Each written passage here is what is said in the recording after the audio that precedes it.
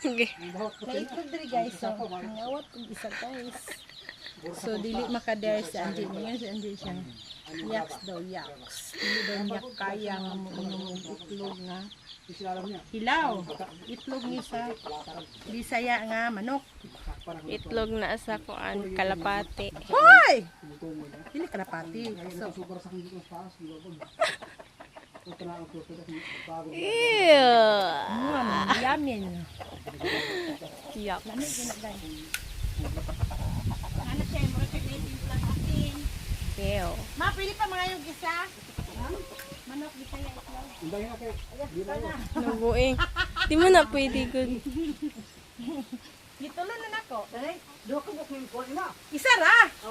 Isa akong giinom. So guys, isa ka itlog sa Bisaya guys. Biktima na nako guys. Giinom na nako guys.